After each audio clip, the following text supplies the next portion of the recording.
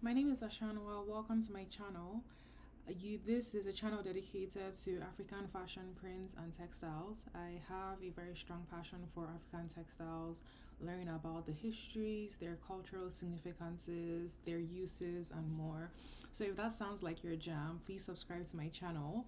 I am really excited to be producing this content and learning and sharing my knowledge. And yeah, so before we begin, I'm going to share my outfit because I am wearing an African print outfit. This is an ankara dress.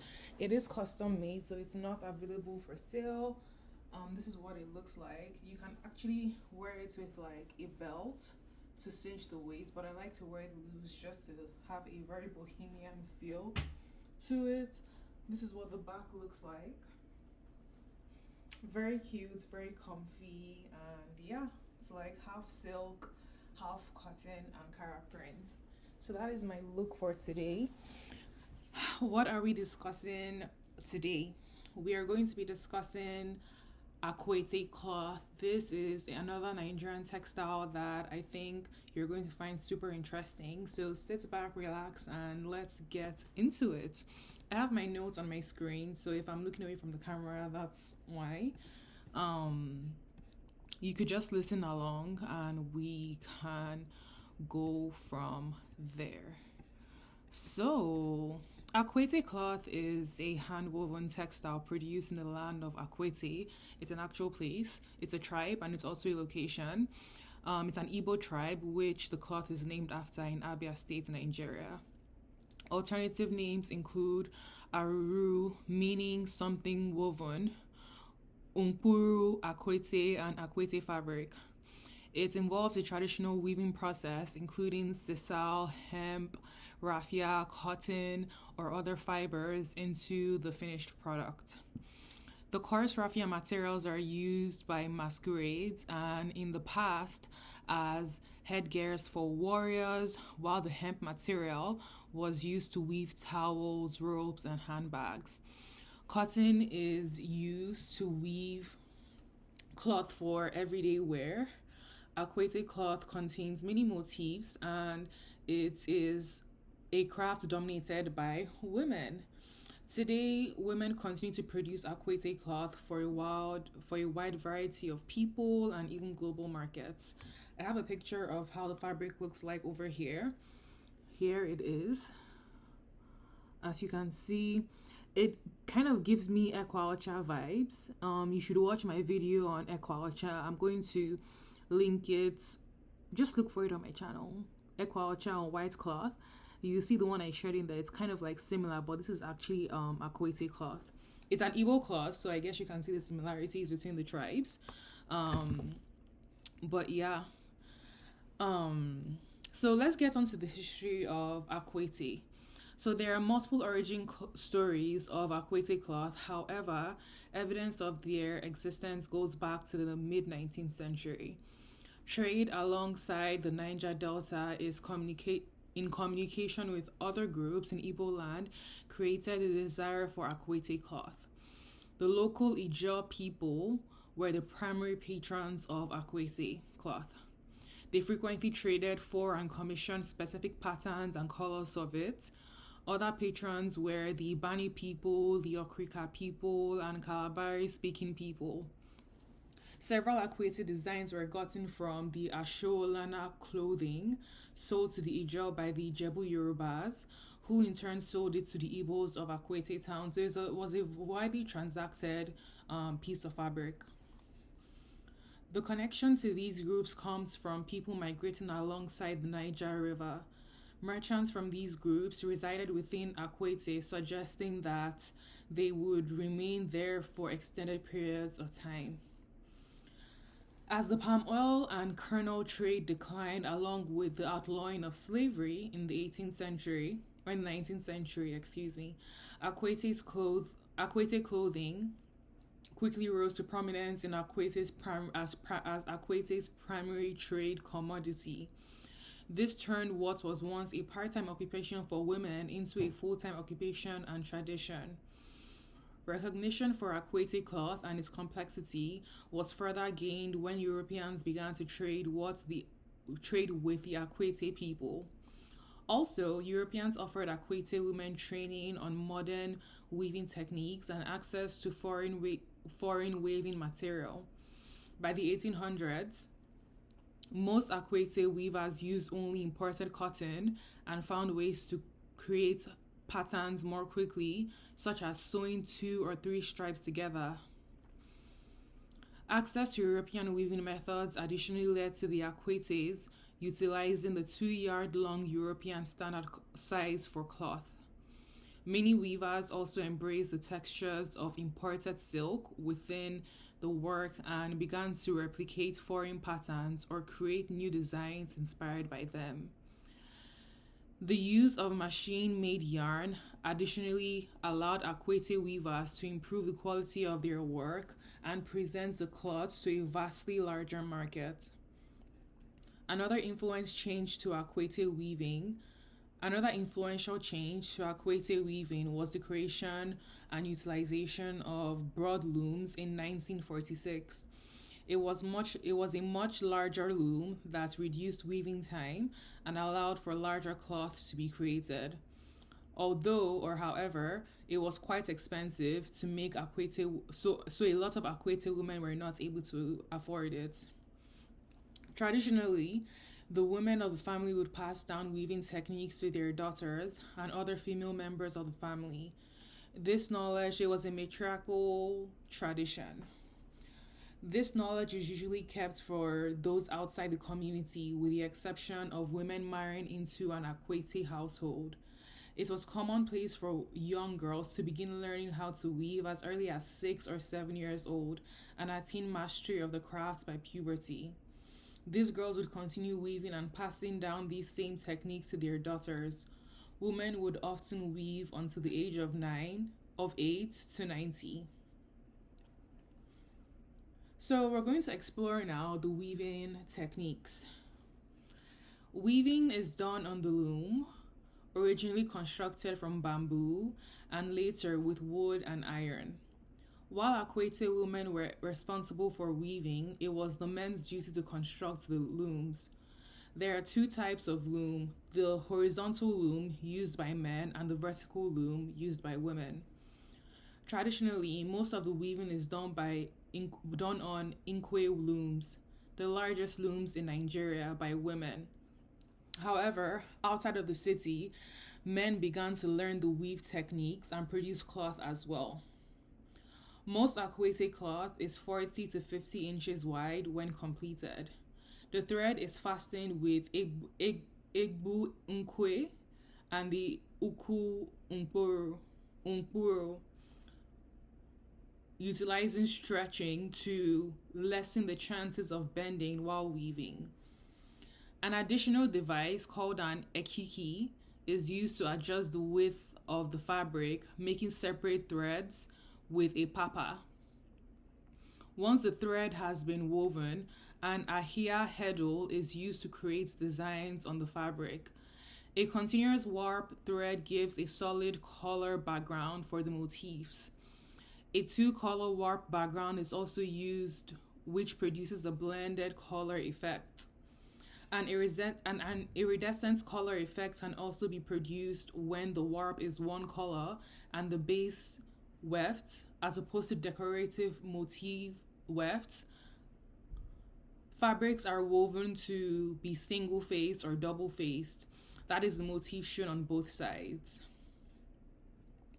So moving on to the uses, Akwete fabric is used by both people in Nigeria and it's also exported to other countries. It's a domestic and a very global fabric.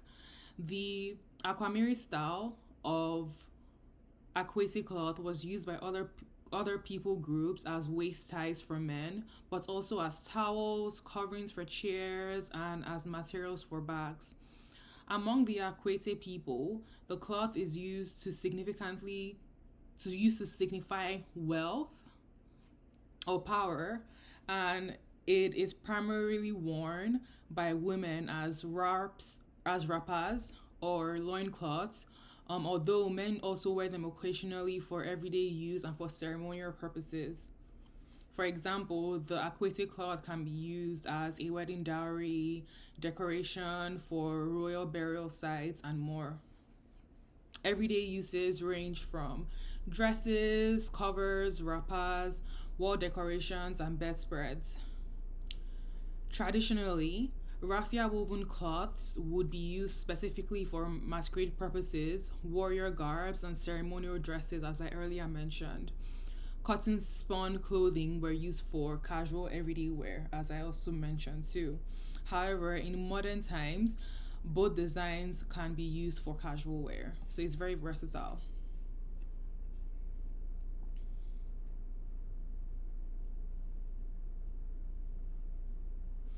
So we're going to discuss the motifs, and the motifs are essentially the patterns that you see on the cloth.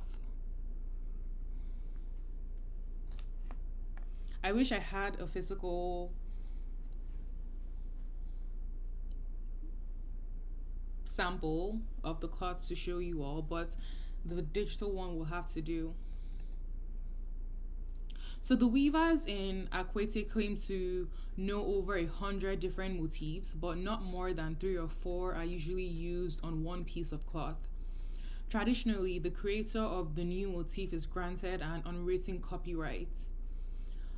And the belief is that it's kind of superstitious and folklorish, but essentially, the gods grant the weaver a pre-established copyright to the pattern produced. Motifs and themes are additionally commonly derived from dreams. So there was a very spiritual element to it, and intellectual property was kind of like individualized, so it was creatively driven. In terms of trade with other cultures, a commonly traded cloth was aquamiri, cloth of the water, translating to towel. It was woven as either a white cloth or a white cloth with indigo stripes. Tortoise or ikaki is the most commonly produced motif and pattern. The main motif ikaki is imagined as a tortoise is based on Ijebu Yoruba prestige cloth, Asho Olona. Traditionally, it was created solely for royalty, and anyone who wore ikaki that way that was not royal would be sold into slavery. So it was that serious. It was a very exclusive piece of clothing. This motif used the image of the tortoise viewed as a wise and cunning creature symbolic of chieftaincy. It was also used for coronation and royal burials. It also represented peace. Ikaki itself has subcategories of motifs, as the first and original pattern is the Ikaki tortoise. The second is called Blangidi or Plangidi. Plandigi, blanket. It contains a background with a solid color decorated with repeated flowers, flags, birds, or animals. Social status plays a role in the wearing of Akwete cloth. Certain motifs being reserved for royalty, such as ikaki, or used as a talisman to protect warriors going into battle or women in pregnancy, such as the Ebe motifs. So the cloth's significance and use was determined by the motifs and the symbolisms woven onto the cloth. Some patterns are reserved for special families or occasions because of circumstances pertaining to motif origin. Another example of this tradition is Ndande cloth. The oral legend describes the triumphant return of a famous warrior in the 1860s whose father presented him with the cloth upon returning to Akwete. The pattern was only used for status and royal ceremonies, but gradually became a commonly used design in Akwete weaving. Upon the arrival of Christianity to Akwete, weavers crafted the Ikperedioma pattern, meaning the good people's knees. This motif displayed kneeling Christians worshipping in a church-like setting. Other motifs include traditional beliefs, legends, common tools, household items, and plants. In certain times, Akwete weaving patterns have begun to display themselves display themes relevant to Nigeria as a whole, utilizing the design and colors of the Nigerian flag, the coat of arms, and celebrating the Black Festival of Arts in Nigeria. So it's kind of like incorporated things that have to motifs, symbols, and signs that are known to be associated with the country of Nigeria. So that's it on the motifs and symbols on the cloth. On to the final part of Akwete cloth is the influences in modern culture. So in today's times, Akwete weaving has become an activity and an art that men and women, Akwete and foreigners alike participate in. Other local groups that have become practitioners of Akwete weaving are the River, Enugu, Ebonyi, and Benue states. In contrast to traditional Akwete standards, more men from Benue State weave Akwete cloth than women. Additionally, the widespread use of mangrove and raffia materials make it easier to share weaving techniques and has helped the art form flourish in Abia State. Akwete is one of the few communities in which weaving is prospering, as the number of female weavers in other areas of Nigeria has declined in recent years. So Akwete is still a thriving industry for textile weaving. Several communities local to Nigeria have intentionally started practicing and promoting Akwete weaving, and I'm also sharing it to also promote it as well. I'm in the States, but any form of publicity helps. That's the point of my platform. So Akwete weaving, so people are promoting the art of Akwete weaving to keep the technique and art relevant in the modern industry. And I think that is it, I would say. There's a lot of work being done to keep the industry of Akwete weaving alive, from people offering apprenticeships and things like that. If you've enjoyed this video, please like it, leave a comment down below. If you know a place here where one can actually get Akwete cloth, I honestly don't know. Please give us a plug or share. If you're someone that shares or sells Akwete cloth, please get in contact with me. I'll be interested in purchasing some and sharing where other people can purchase it from too. And yeah, I will see you all next time. Before I leave, I did want to share the ways you can actually support this channel. I have ebooks, which include Deceased Textiles, the controversial origins of African print, where you can learn about the origins of African print as well as style tips on how to use them. I also have another ebook on Ika proverbs, over 150 Ika proverbs you should know. So you can order that all on my website, LAJA.com. And finally, if you like my earrings, these are handmade tassel earrings. They're made in Nigeria and they are available for sale also on my website. Thank you so much for being here, and I'll see you next time. Take care.